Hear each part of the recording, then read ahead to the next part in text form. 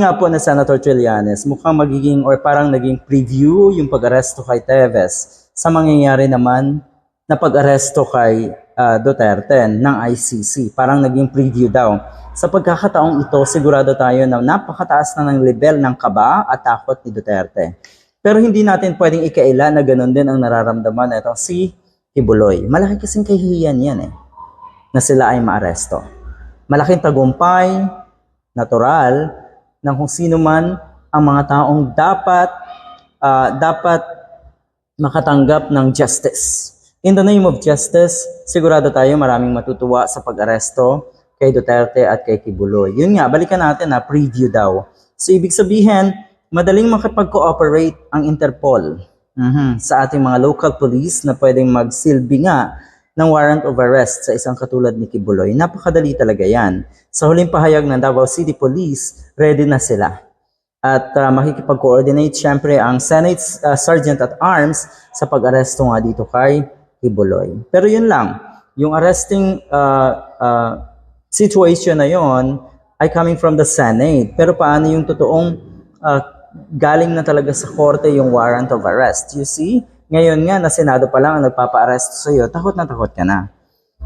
Okay, so from Teves to Duterte, sana ay sunod na nga si Duterte at sigurado tayong matitiklurin etong si Kibuloy ng FBI very soon. Did you know that a Facebook profile that goes by the name Northern Exposure 2022 has pointed out that both former Negros Oriental Representative Arnie Teves Jr. and Apollo Kibuloy are being represented by the same lawyer, Ferdinand Topacio. Isa sa mga lawyer. Ang tawag sa kanya ni OG Diaz ay Gasolito. Medyo may kayabangan etong si Gasolito. Medyo feeling sikat etong si Gasolito. Feeling somebody. Feeling good looking etong si Gasolito. Mahilig din po itong manlait ng mga katulad ni Atty. Leni Robredo at marami pang nasa oposisyon. Ganyan po etong attorney na ito. Ngayon, pareho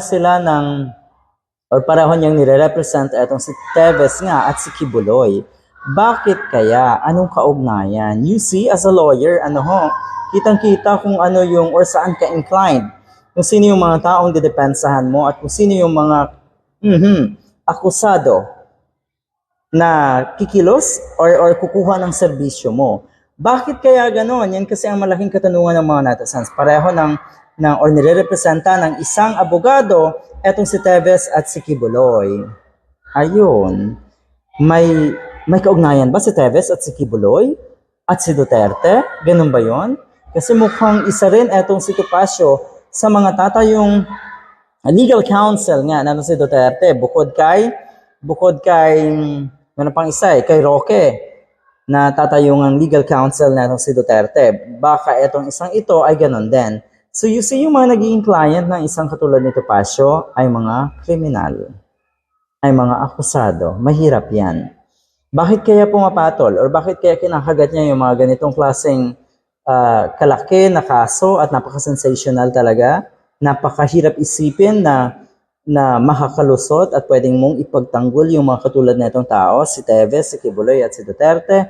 Dahil siguro, ang bottom line na ito, dahil siguro malaki ang kapalit. Good luck!